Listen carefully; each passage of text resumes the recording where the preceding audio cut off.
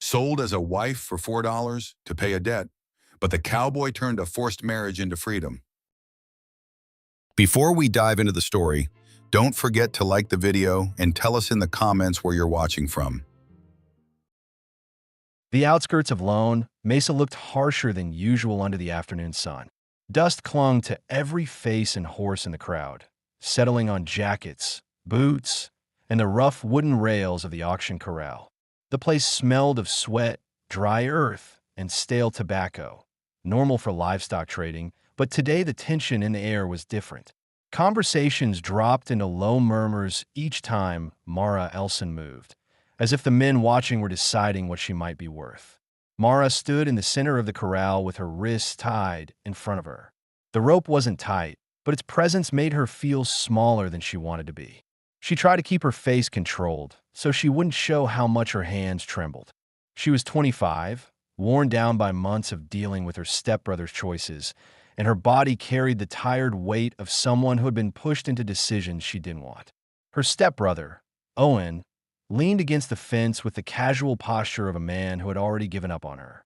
He had lost more money than he could repay, and instead of working off the debt, he dragged her here and justified it by reminding her she had no one else who cared. He didn't look bothered as men inspected her from a distance, discussing her as if she were a tool they might purchase. Mara watched him laugh with one of the bidders, and something inside her tightened. Not anger, just a quiet realization that she had reached the end of what she could endure from him. She kept her breathing steady, tracing the ground with her eyes so the crowd wouldn't see the fear tightening her jaw. She thought about the past year, leaving her mother's home after her death, drifting between temporary jobs, and trying to keep Owen from falling deeper into gambling. Every choice she made had led here, and she didn't know how to keep herself from disappearing into whatever life the highest bidder wanted. The corral gate creaked, breaking her concentration. The crowd shifted as a tall man stepped into view.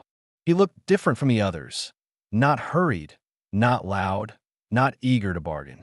He walked with the careful pace of someone who weighed every step before taking it. His long coat lifted slightly in the wind, revealing work-worn jeans and boots coated in dust from a long ride. His hat shaded most of his face, but when he stopped at the fence, his eyes lifted just enough to meet hers. Frank called her. She didn't know his name yet, but his presence felt distinct, serious, quiet, and grounded. Mara noticed how he stood, spine straight, shoulders relaxed, hands steady. Not threatening, but not unsure. He looked like a man used to long hours of labor and long stretches of silence. His expression didn't show interest or amusement, only a kind of controlled observation that made her hold her breath. Frank had come to Lone Mesa only because he needed tools and salt for his ranch. He didn't visit town unless he had a purpose, and he didn't linger in places where people try to draw him in a conversation. He lived alone on a wide stretch of land miles from any neighbor, carrying memories that made him avoid trouble whenever he could. His main mission in life was simple: keep the ranch running, stay away from violence, and keep his distance from anything that might pull old wounds to the surface. But today, as he saw a woman being presented like freight, something shifted. He had seen enough mistreatment in past years working cattle trails and mining camps to know where this situation would lead. He didn't plan to involve himself. Yet the moment Mara lifted her chin to hide her fear, he made a decision without speaking it aloud. Owen shouted, "$4 clears the debt." Anyone got better? Most of the bidders hesitated, judging whether she was worth a fight. Before anyone answered, Frank reached into his coat, pulled out 4 folded bills, and handed them to Owen. He didn't bother to negotiate. Owen took the money with a greedy grip, surprised by how quickly the trade was made. Frank stepped through the gate. His boots hit the packed dirt with slow, even weight. He took out a small knife and sliced the rope binding her wrists. The blade glinted briefly before he tucked it away. Mara's breath hitched when the rope fell, but Frank didn't touch her. He stepped back as if giving her room to breathe. "You're coming with me," he said, voice low and calm. Mara braced for a catch, some condition, some demand, but he didn't add anything. His tone carried no pressure. She watched his face closely, trying to find a sign of what he wanted. His eyes remained steady, focused but not sharp. Owen waved them off. Take her. That's paid. Frank ignored him completely. Mara stepped toward the gate with slow, hesitant movements. She had no reason to trust a stranger, yet the alternative was to stay here and wait for another man to bargain for her. She studied Frank again, searching for hidden aggression. She saw none. What she did see was restraint, controlled, deliberate restraint that made her unsure what to expect. Frank led her to his horse, a steady brown mare with a worn saddle. He checked the cinch, then stood aside so she could mount first. She paused, wondering if he was testing her, but his expression didn't change. He simply waited. She climbed up, hands shaking slightly. Frank mounted behind her, but kept enough distance that their bodies barely brushed. His silence was unusual, not cold, but cautious, like a man who had trained himself to speak only when necessary. The horse stepped forward, carrying them away from Lone Mesa. Mara watched the town shrink behind them, the buildings blurring into dusty shapes. She expected Frank to question her, demand obedience, or explain what he intended to do with her.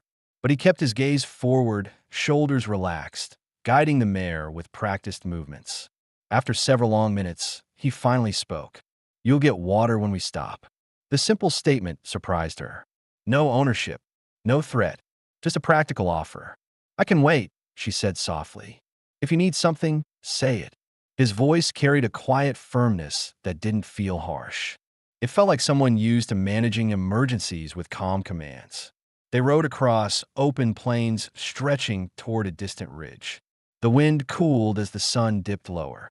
Mara held the saddle horn tightly, not because she feared falling, but because the quiet between them felt unfamiliar. She wasn't used to being near someone who didn't want to control her. Frank lifted his chin toward the horizon. Ranch is past that ridge. Mara nodded, unsure whether she felt relief or another layer of uncertainty. She didn't know this man. She didn't know his intentions. But she knew one thing with surprising clarity. The silence coming from him wasn't the silence of a man waiting to strike. It was the silence of someone who lived far from others and liked it that way. As they rode toward the faint outline of the ranch, Mara's shoulders loosened, not from comfort, but from exhaustion. She didn't trust him yet, but she didn't fear him the way she feared the men back in town. And for the first time in a long time, she felt the possibility, not the certainty, but the possibility that her life might not collapse entirely tonight. The trail stretched north in a thin, uneven line across the plains, cutting through tall grass and scattered sagebrush. The sun had dropped low enough to cast longer shadows, and the air cooled just enough to make the ride bearable. Mara kept both hands tight around the saddle horn, her body tense from holding herself upright beside a man she didn't yet understand. Each step the mare took sent a soft thud through her bones, steady but unfamiliar. Frank rode in silence behind her, guiding the horse with small shifts of his knees and reins. She could feel the control in his movements, firm, patient, and careful. He didn't crowd her, not even when the trail narrowed. He adjusted his posture instead, leaving her space so she wouldn't feel cornered. She noticed these things more than she wanted to. After years of anticipating danger, she had learned to read every detail in a man's behavior, and his restraint unsettled her in a way she couldn't categorize. They passed a row of cottonwoods, their leaves rustling lightly in the evening wind. Mara glanced toward the sound, half expecting riders to appear from the trees. Nothing moved except branches swaying above them. She forced her shoulders to relax, but worry lingered. Owen had sold her without shame. If he regretted giving her up, he might come looking. She didn't say that aloud. She didn't know if Frank would care. Frank finally spoke when they reached a flatter stretch of land. Water break. His voice remained steady, not loud or abrupt, just practical. Mara nodded and swung her leg over the saddle, landing on the ground with stiff feet. Her balance faltered for a moment, and Frank reached out, stopping just short of touching her. When she steadied herself, he lowered his hand without comment. A narrow creek ran beside the trail, the water moving in a thin line over light-colored stones. Frank knelt beside it, filled a tin cup, and handed it to her. Mara hesitated, not because she distrusted the water, but because she still didn't know how to accept anything without wondering what it cost.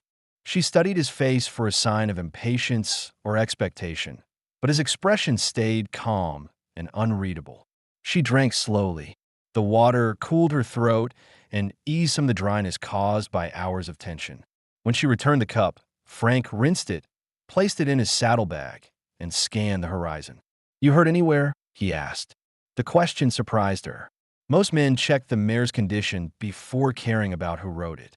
"My legs are stiff," she said. "I'm not used to long rides. We'll stop again before dark." He stood and checked the horse's hooves, running his hand down each leg with practiced attention. Mara watched him quietly, noticing how he handled the mare with the same patience he had shown her. No sudden movements, no harshness, no unnecessary noise. She found herself wondering if he always lived this way, speaking only when necessary, taking up space without demanding attention, moving like someone who had learned long ago that loudness rarely solved anything. When he finished inspecting the horse, he gestured toward the saddle. "You'll ride in front again. She steps smoother that way." She nodded and climbed up. He mounted behind her, maintaining the same careful distance. The mare resumed her slow, even pace along the creek. After several minutes, Mara finally gathered the courage to ask a question that had been weighing heavily on her. "You didn't know me," she said quietly. "Why step in?" Frank kept his eyes on the trail. Didn't want to watch what would happen if no one did. She waited for more, but he didn't elaborate. The simplicity of his answer struck her harder than any explanation could have. Frank wasn't trying to impress her or gain gratitude. He acted because he couldn't tolerate the alternative. The land began to rise slightly as they approached the ridge. The sky shifted into deeper shades of blue, and the air cooled further. Mara breathed in the scent of sage and dust, grounding herself in the physical world to push back the fear that drifted into her thoughts. She considered her future, whatever shape it had now. Frank hadn't threatened her or claimed her, but she wasn't naive. A man didn't spend money without reason. A man didn't bring a stranger to his property unless he needed something in return. She reminded herself to stay alert, to avoid assuming gentleness meant safety, no matter how calm he seemed. Frank adjusted the reins slightly. "Cabin's over that ridge. We'll reach it before full dark." Mara followed his gaze and saw the faint outline of higher ground ahead. She didn't know what waited on the other side. She didn't know if she could trust him. But the land felt quieter than Lone Mesa, and the threat of drunken bidders was far behind them. As the horse climbed the slope, the wind carried the smell of distant pine. Mara gripped the saddle horn and steadied her breathing. Whatever came next, she would face it with clear eyes, not resignation. Frank's voice cut through the silence once more, level, informative, nothing hidden beneath it. "No one else lives near us. You'll have space." Mara didn't answer immediately. She needed time to understand the meaning of space when she had spent years with none. She let the quiet stretch between them, not as fear, but as something she hadn't felt in a long time, uncertain calm. They crested the ridge together, the fading light casting long shadows over the land below. What she saw there would change the direction of her life, though she didn't know it yet. The ridge sloped downward into a broad stretch of quiet land that looked untouched by the chaos of Lone Mesa. Mara followed the curve of the terrain with her eyes, taking in the wide field of dry grass, the line of cottonwoods along a narrow creek, and a small cabin tucked against a low rise of earth. Smoke drifted from its chimney in a thin, steady line, showing someone had prepared the place before leaving for town. Frank guided the mare down the slope with slow, controlled movements. The cabin grew clearer with each step, thick timber walls, a pitched roof built to handle wind, and a porch with a single wooden chair placed neatly beside the door. A corral sat to the right, where a calm brown mare lifted its head as they approached. The animal didn't react with fear. It simply watched them, ears forward, as if evaluating whether the newcomers posed any threat. Mara felt her pulse quicken. She didn't know what she expected, but the cabin was simple, quiet. lived in but not neglected. She braced herself anyway. A cabin didn't need locks to become a prison. Frank slowed the horse to a stop near the porch. "You can get down," he said, stepping off first to steady the mare. Mara lowered herself carefully. Her legs shook from the long ride, but she kept her face steady.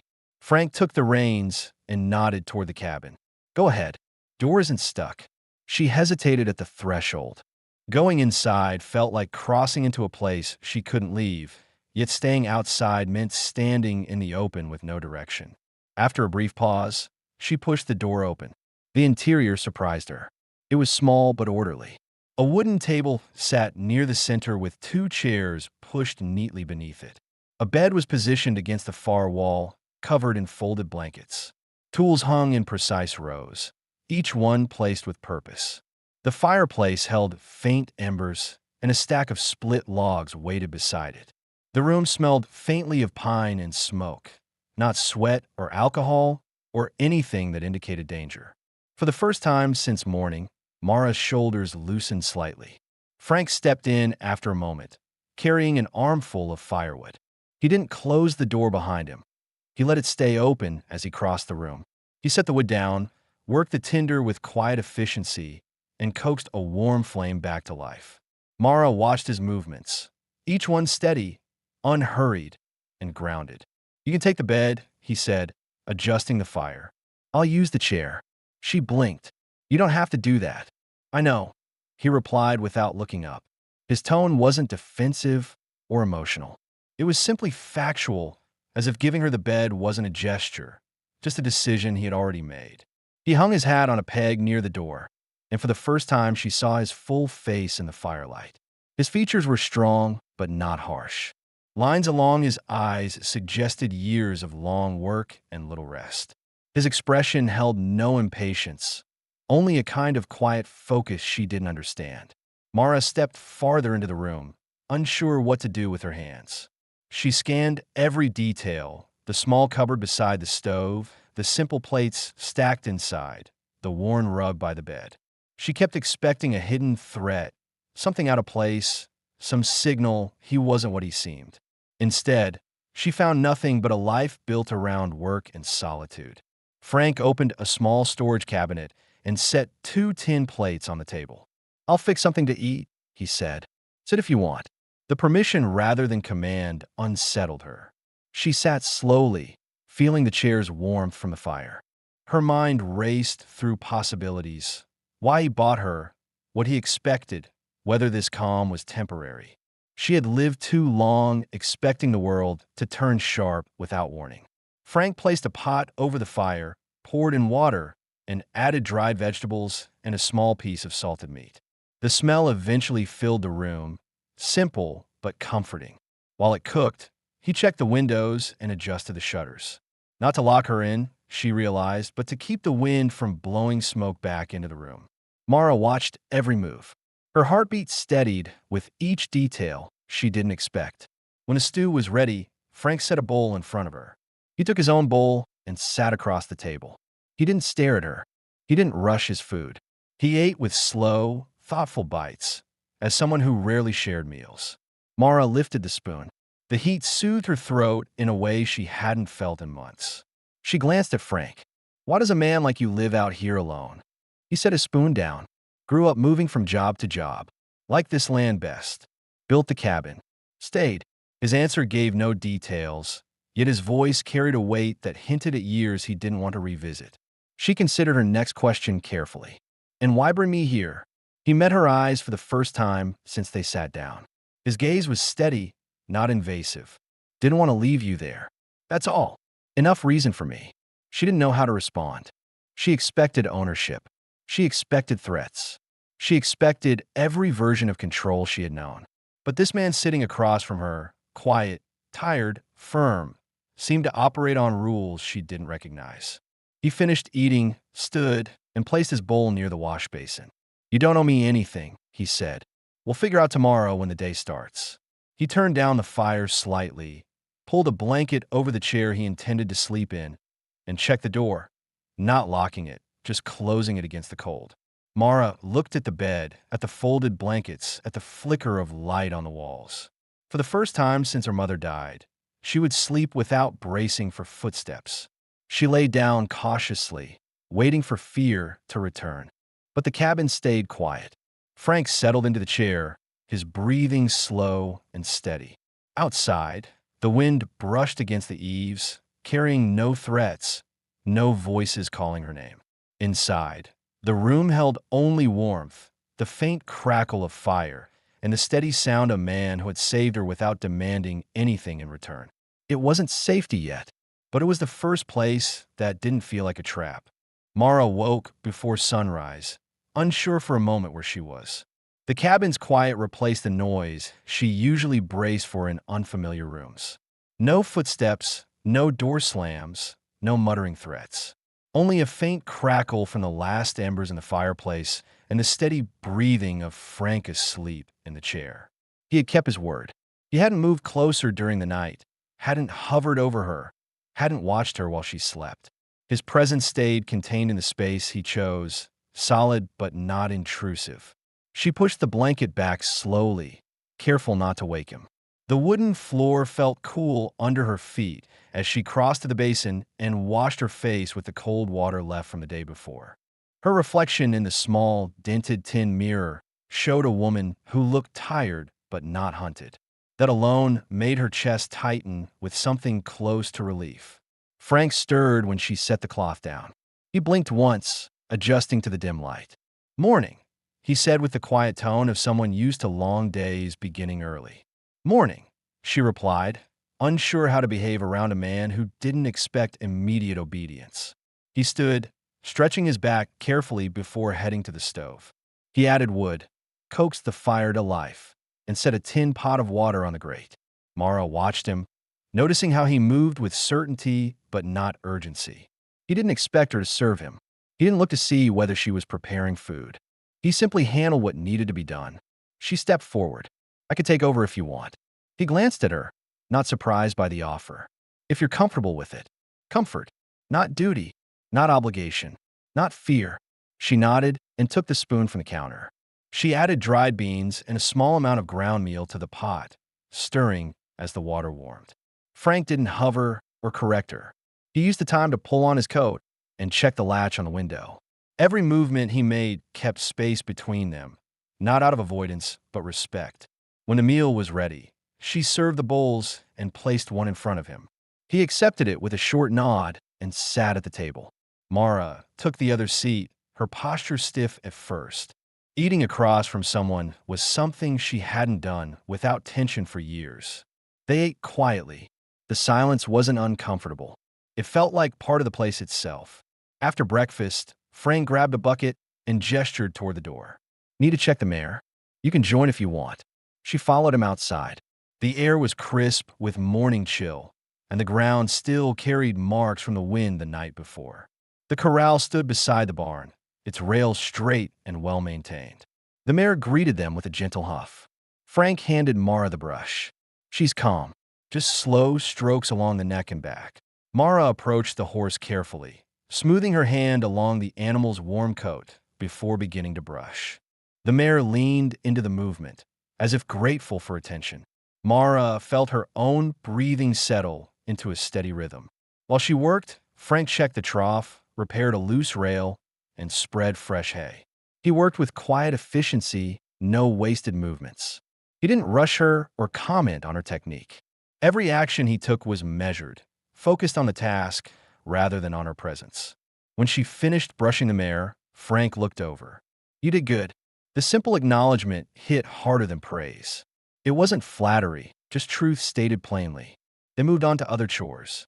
Frank split logs while Mara swept the porch and organized the tools by the cabin wall. She found herself falling into a rhythm, task to task, movement to movement, something she hadn't experienced in a long time. Work done without fear felt different. It felt steady. Around midday, Frank took a break and leaned against the porch railing. Mara stood beside him, keeping a small but comfortable distance. "You don't have to do all this," he said. "If you need rest, take it."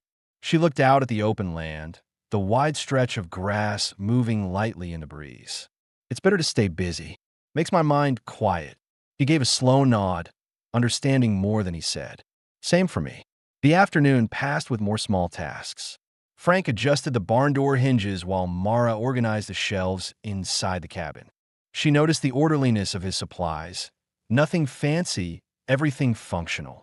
Each item had a place, suggesting someone who kept his life simple because complexity brought memories he didn't want. By evening, the sky turned orange and shadows stretched long across the yard. Mara cooked again, this time adding bits of dried pepper she found in a small container. Frank tasted the meal, raised an eyebrow at the change, and nodded with approval. She felt her chest warm at the reaction. After they ate, Frank placed his bowl in the wash basin. Tomorrow we'll check the northern fence line. It's a long walk, only if you feel up to it. I'll go, she said, without hesitation. He studied her for a moment, not doubting, but confirming she meant it. All right. The fire crackled behind them, warming the room.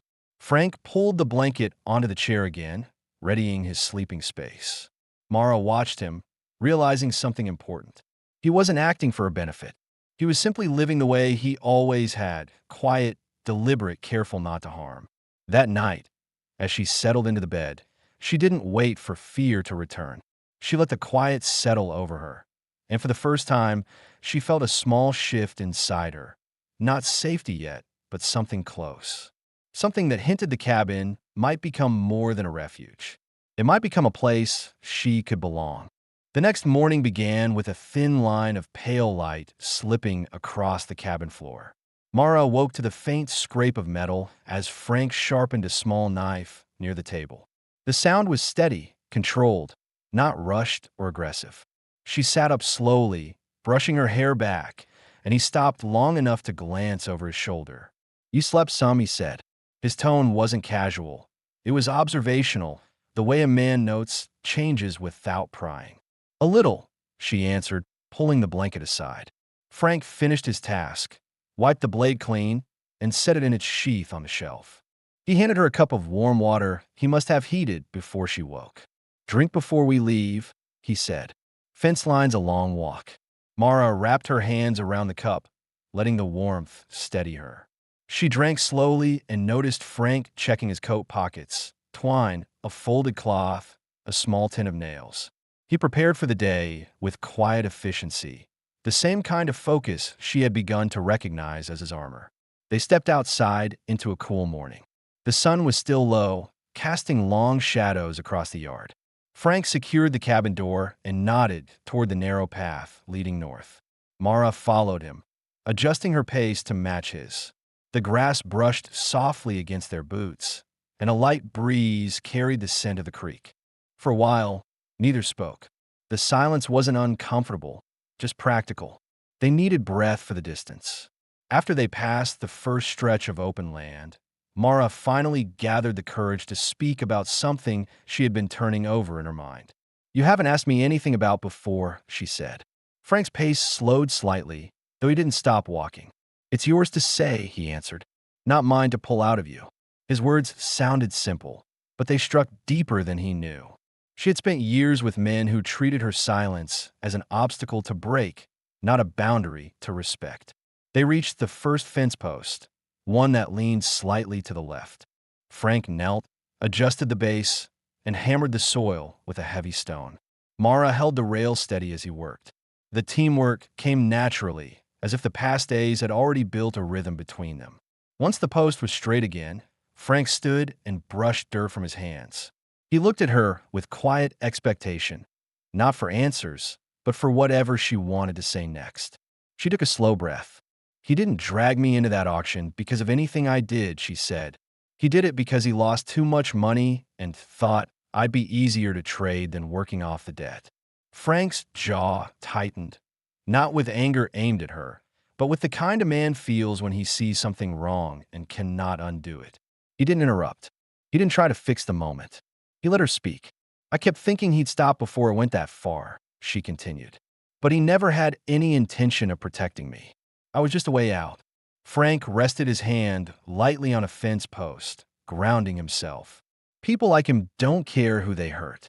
They care what they can get away with. His voice held no heat, just a truth he had learned long before she arrived in his life. They walked to the next section of fence. The path narrowed, forcing them to walk closer together. Mara didn't feel trapped by the closeness. Frank kept his arms relaxed, giving her room while still staying near enough to signal she wasn't alone. At the second post, Frank inspected a frayed piece of twine. "This needs replacing," he murmured and handed her a fresh strip. She tied it, fingers trembling slightly. He noticed but didn't comment. When she stepped back, she spoke again, softer this time. "You paid the money. Most men would say I owe them something for that." Frank finally looked directly at her. His voice stayed calm, but there was no uncertainty in it. "I didn't buy you. I paid to stop what was happening. That's all. But you brought me here," she said. "Better here than where you were." Mara swallowed hard. His logic was simple, but it carried a weight that affected her more than any promise would have. They moved on, step by step, checking each section of fence until they reached the final post near a cluster of boulders. The land opened wide from there, giving a clear view of the hills to the east. Mara stood beside Frank, breathing in the cold air. Her chest felt tight from saying more than she had in months. He straightened his coat and said quietly, "If you ever want to leave, you can. I won't stop you." She blinked, taken off guard. "Why say that now?" "Because I want you to know your life isn't something I get to control." The sentence hit deep, too deep. For a moment, she couldn't speak. No one had ever stated her freedom so plainly. Frank turned his eyes toward the ridge, scanning the horizon, then continued walking back toward the cabin. Mara stepped beside him, matching his pace again. As they approached the yard, she felt the air inside her chest shift. Not exactly relief, not exactly trust, but a new kind of clarity. This man wasn't waiting for obedience. He wasn't waiting for repayment. He wasn't waiting for gratitude. He was waiting for her to choose her own direction. For the first time in years, she felt the faint possibility of choosing something other than survival. She felt the possibility of choosing a life. The following afternoon carried a warmer wind, the kind that moved dust in slow spirals across the yard and rattled the edges of the corral. Mara had been brushing the mare for nearly 20 minutes when she noticed something shift in the distance, a faint rise of dust far beyond the creek. At first, she thought it was wind catching loose soil, but the motion stayed steady. A rider, moving fast.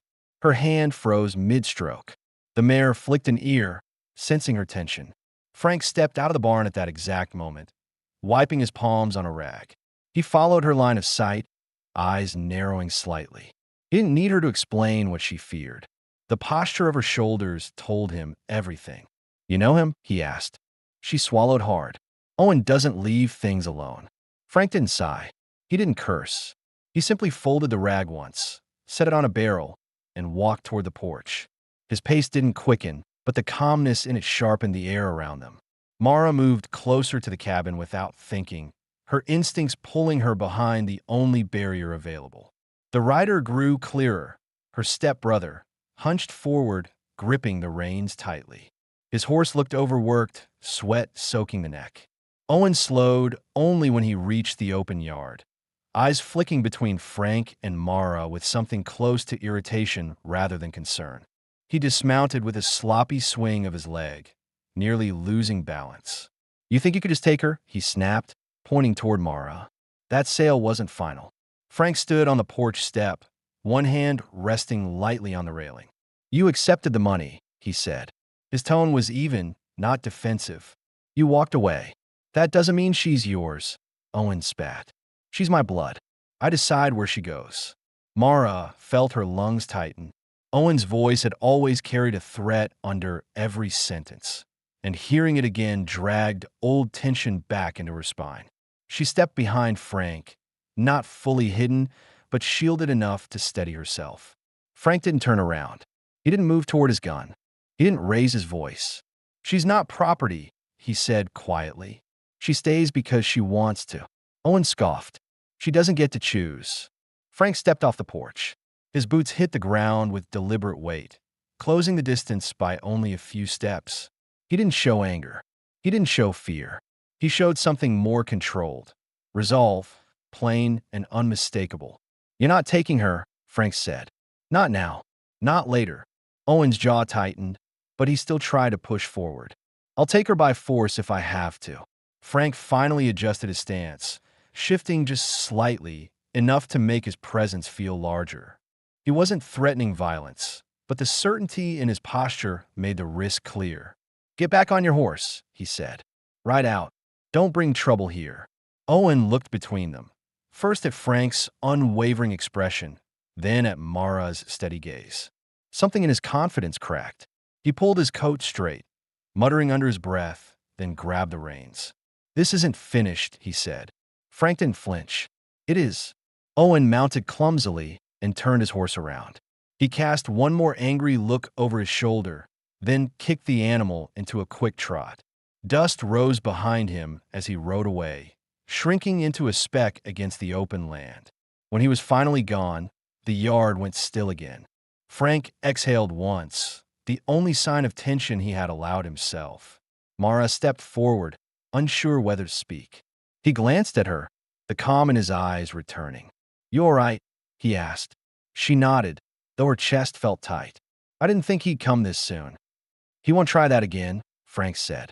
He only came to test what he could get away with. Mara studied his face. He wasn't boasting. He wasn't seeking gratitude. He was stating what he believed and what he intended to uphold. You don't owe me protection, she said softly. I'm not doing it out of debt, he replied. Some things are just wrong. That's enough reason. His words settled deep. They weren't grand or emotional, but they carried more weight than anything she had heard in a long time. Frank walked to the barn to finish the work he had started, pausing only once to look back at her. If he returns, I'll handle it, he said. You won't face him alone.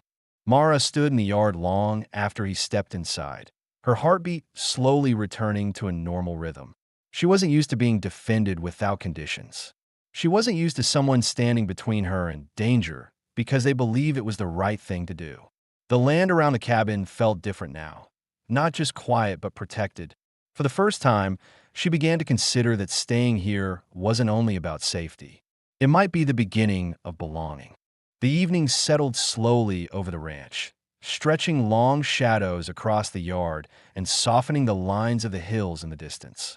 The air had cooled enough for the scent of pine to drift faintly from the ridge, and smoke rose from the chimney in a steady line as the fire inside warmed the small cabin. Mara stood on the porch for several minutes after finishing her chores, unsure how to approach the conversation she knew had to happen.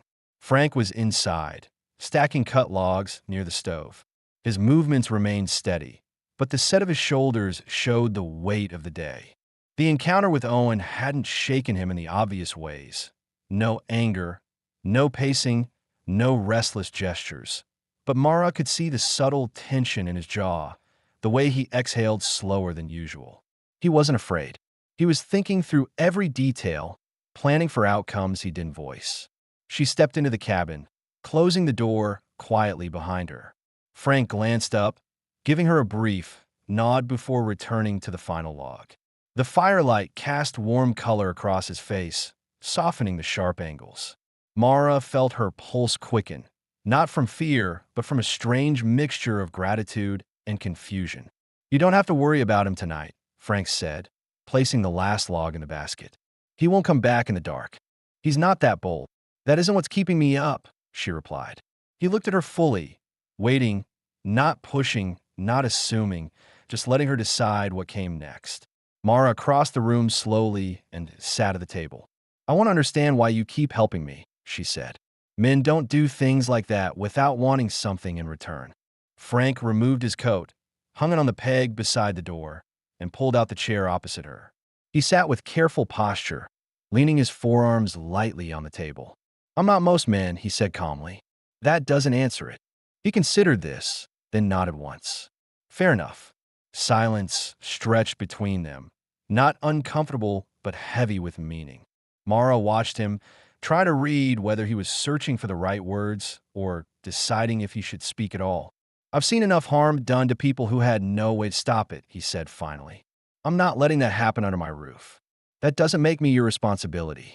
No, he agreed, but it makes the situation something I won't ignore.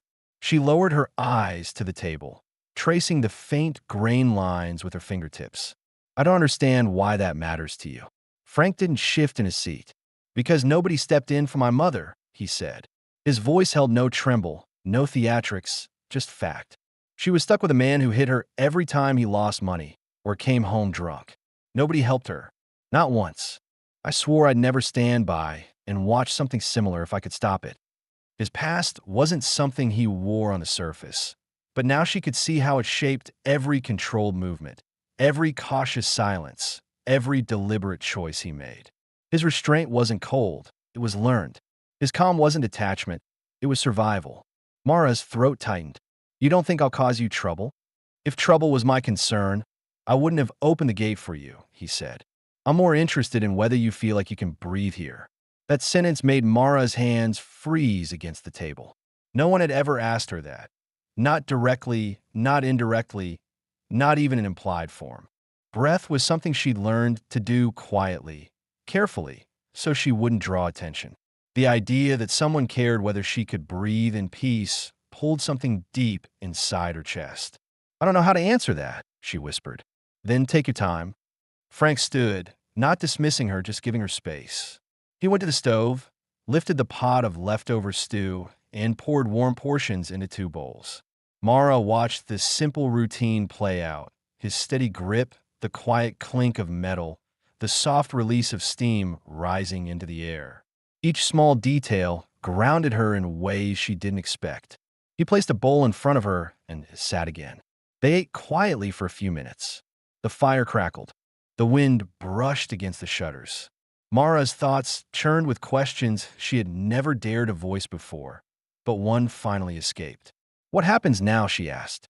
Frank swallowed a bite before answering. You stay as long as you want. That's all. What if Owen comes back? I'll handle him, Frank said. His tone didn't rise or harden. It stayed level, as if he were stating a chore on tomorrow's list. He won't get near you again. Mara felt her breath hitch. The certainty in his voice wasn't loud, but it carried more weight than shouting ever could. Why do you trust me enough to let me stay? She asked. Frank shook his head. This isn't about trust. Not yet. Trust takes time. What I'm offering is a chance to live without looking over your shoulder. She looked down at her hands, fingers curling around the warm bowl. And what do you want from me in return? He leaned back in his chair, brow lowering slightly, not in anger, but in thought. Nothing you don't choose to give, he said. I don't want obedience. I don't want debt. I don't want fear in this house.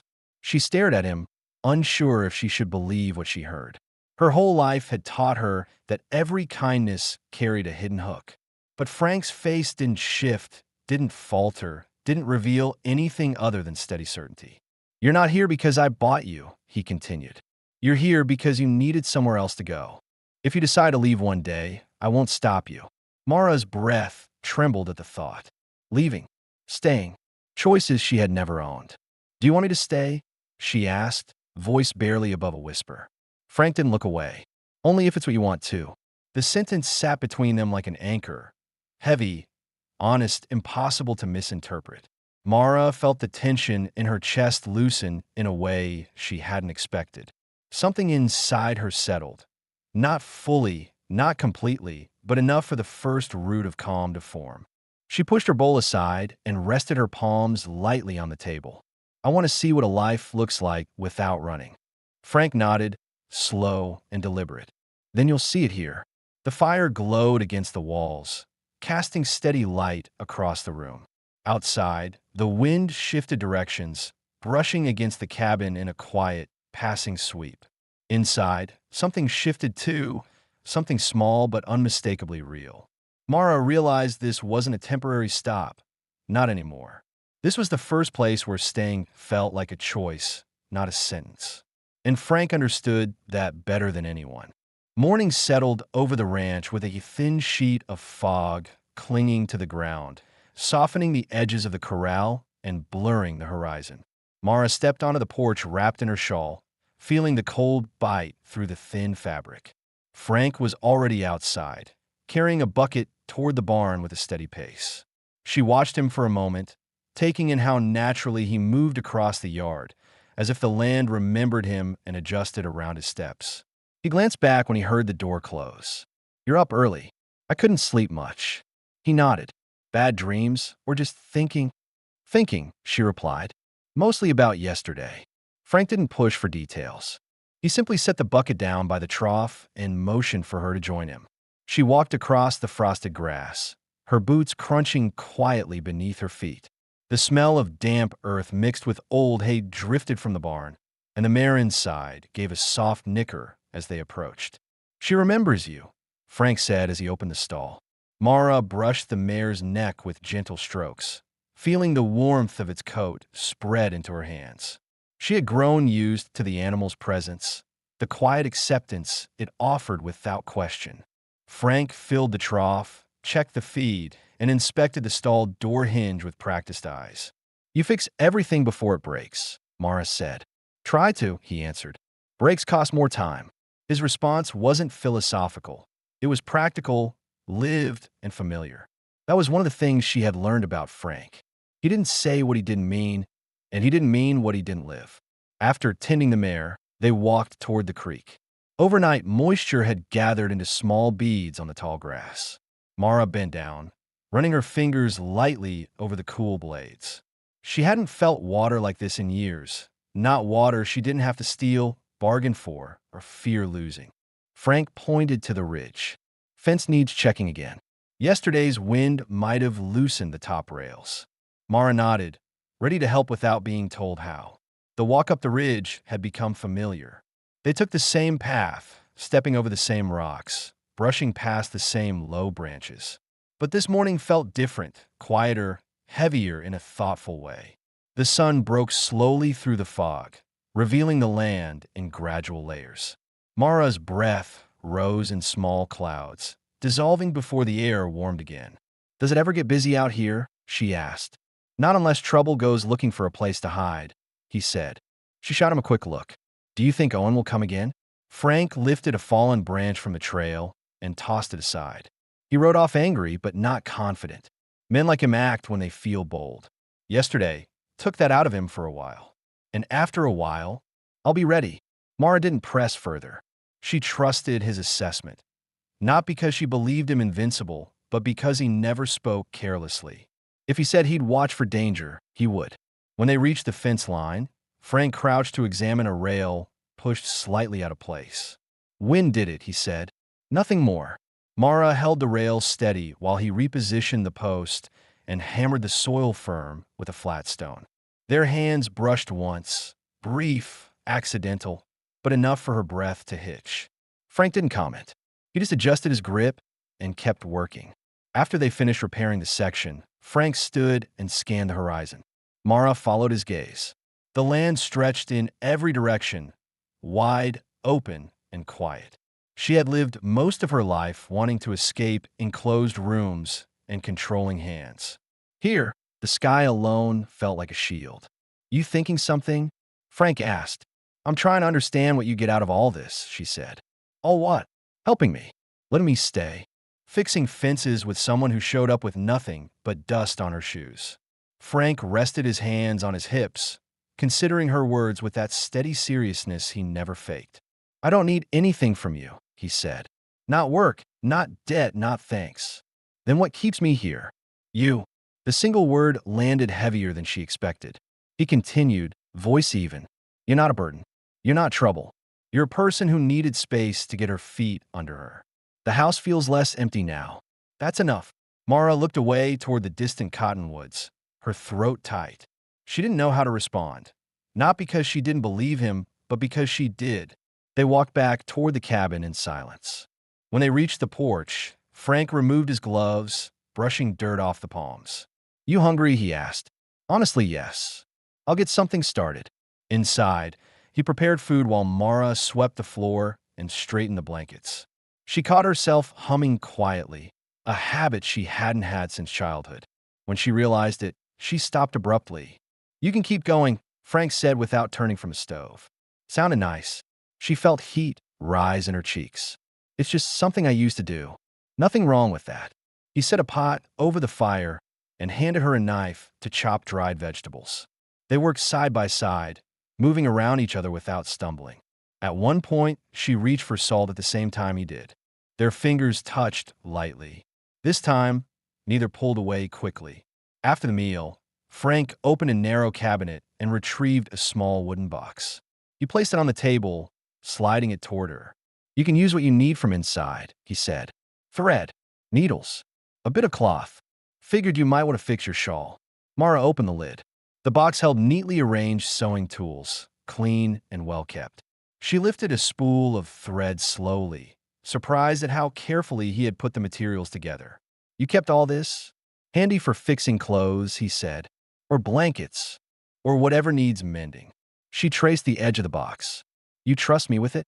"It's a box, Mara," he replied. "You aren't going to hurt me with a needle." She let out a breath she didn't realize she had been holding. She began stitching her shawl while Frank cleaned the dishes. The fire warmed the room, casting soft hues across the walls. Outside, the wind quieted, giving the cabin an unusual stillness. When the shawl was finished, she draped it over her shoulders, letting the warm cloth settle against her skin. "Looks better now," Frank said. "It feels like mine again." The sentence lingered between them. She didn't just mean the shawl. She meant the feelings settling inside her chest, slow, careful, growing. Later, as the sky darkened, Mara stood near the doorway. Frank moved the chair closer to the fire, ready for another night in his chosen spot. "Frank," she said quietly. He paused. "Yeah, I'm not planning to leave." He studied her face for several seconds, not searching for lies, just letting the meaning settle. "All right," he said. "Then we'll figure out what staying looks like for both of us." Mara felt her chest tighten, not with fear this time, but with a deep, steady warmth she didn't yet have a name for. The cabin, once a strange refuge, now felt like a place where she could build something real. And Frank, steady as the land itself, felt like someone who would hold the line with her rather than against her. In the glow of the fire, she understood something she hadn't dared to consider before. This wasn't temporary anymore. This was the beginning of a life they were shaping side by side, quietly, steadily, and without fear. The next morning brought a rare stillness to the land. The sky spread wide and unbroken above the ranch, washed in soft blue, and the air carried a calm that made the world feel paused. Mara stepped out onto the porch, hugging her shawl around her shoulders. The quiet wasn't unsettling. It felt like the land itself was waiting for something to be decided. Frank stood near the corral, tightening a rope along the top rail. He worked with a focus that came naturally to him, steady and patient. When he noticed her approaching, he lowered his hands, giving her his full attention. "You slept?" he asked. "Enough," she answered, though her thoughts had kept her awake longer than usual. She moved to the rail, resting her hands on the smooth wood. "I've been thinking about yesterday and everything before that." Frank didn't interrupt. He leaned one hip against the corral, letting her speak at her own pace. "My life hasn't belonged to me in a long time," she said. "Every decision was about surviving someone else's choices. I kept waiting for the next problem, the next command, the next reason to run." Frank's brow lowered slightly, not in judgment, but in a quiet understanding that seemed to reach deeper than words. Mara continued, "You didn't ask for anything when you brought me here. You didn't set rules. You didn't expect me to earn my place. You let me breathe. And now she paused, searching for clarity. "Now I want to build something that's mine." Frank straightened slightly, sensing the shift in her tone. "You don't owe me an explanation for staying." "I know," she said, "but I want to give one." She stepped closer so he could hear her clearly. "I'm not here because I have nowhere else to go. I'm here because I choose this. I choose the quiet. I choose the work. I choose the safety you've given without asking for anything." Frank's jaw tightened the way it always did when emotions pushed too close to the surface. He looked away for a moment, then back to her. "I only wanted you to feel like your life could be your own." "It does," she said softly. "More than it ever has." A long breath left him. Not relief exactly, but something grounded. "Then we'll take the days as they come," he said. Mara hesitated, then stepped closer. "I want more than that," she said quietly. "I want stability. I want a home that isn't temporary. I want a life that holds steady even when the past tries to pull me back. She held his gaze, unflinching. And I want it with you. Frank blinked once, slow, controlled, absorbing each word. The silence stretched, not in discomfort, but in weight. Then he moved closer, careful and deliberate. "You're sure?" he asked. "Yes," she said without wavering. "You're the first person who's given me space to choose anything. Let me choose this." Frank let out a controlled breath, one that seemed to soften something long locked behind his ribs. "If you want a life here," he said, "then it won't be half committed. This place can be ours. Not mine with you in it, ours." Mara's chest warmed, steady and grounded. "Then let it be ours." Frank stepped fully toward her, leaving no uncertainty between them. "Marriage is my way of making things clear," he said.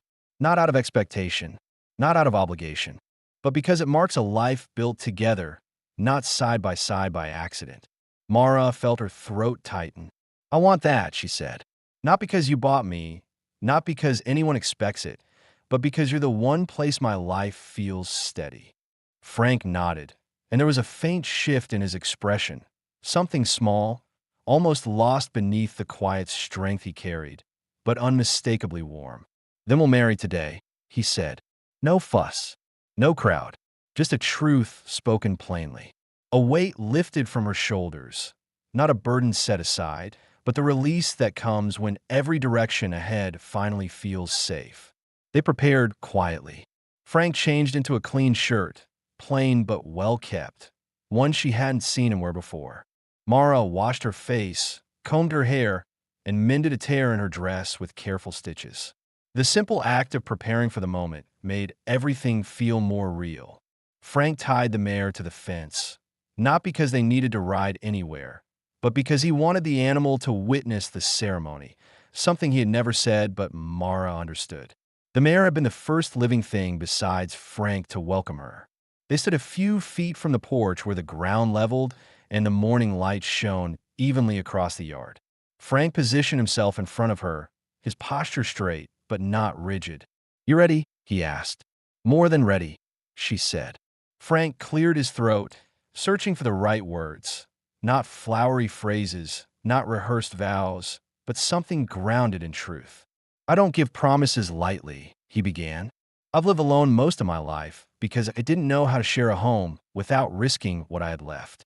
But you've changed that. You make this place feel like it should have always had more than one chair, more than one voice." Mara felt tears prick at her eyes, but she blinked them back, wanting to see him clearly. Frank continued, "I want to build something steady with you, work beside you, protect you without ownership, share burdens without taking away your choices. If you marry me, that's what it means." Mara stepped closer. Her voice stayed strong. "I've lived through years of being told what I am and where I belong. With you, I've learned what it feels like to choose something for myself. You've given me safety without taking freedom. You've shown me patience I didn't know existed. If I marry you, it's because this life, this ranch, this cabin, this silence finally feels like home." Frank lowered his head slightly, a gesture of acceptance rather than hesitation. "Then say it." "I will marry you," she said. "Here, now." He reached into his coat and pulled out a small ring carved from smooth wood.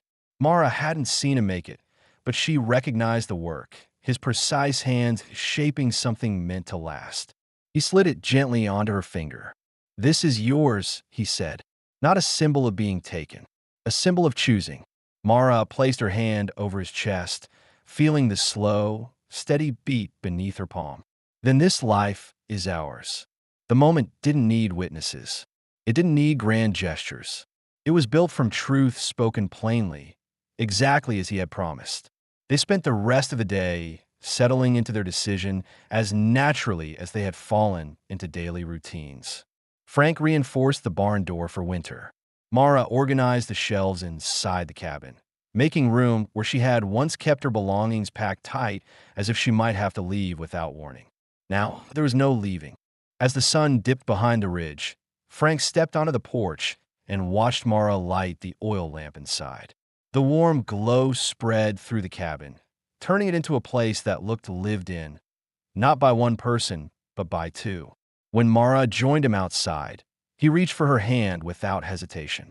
She laced her fingers with his, her breath steady and sure. "This land might not be easy," Frank said, "but it's ours now." She rested her head lightly against his shoulder. Hard isn't the same as dangerous. Not anymore. For the first time since she had arrived, Mara felt something settle inside her. A deep, unwavering peace that didn't rely on hope but on truth. She wasn't surviving anymore. She was living. In the quiet of the evening, standing beside the man who had turned $4 into freedom, she understood what her life had become. Not borrowed, not threatened, not conditional, chosen, and chosen deeply. Frank tightened his hand around hers as the last light faded, sealing the life they had agreed to build together, steady, quiet, and wholly theirs.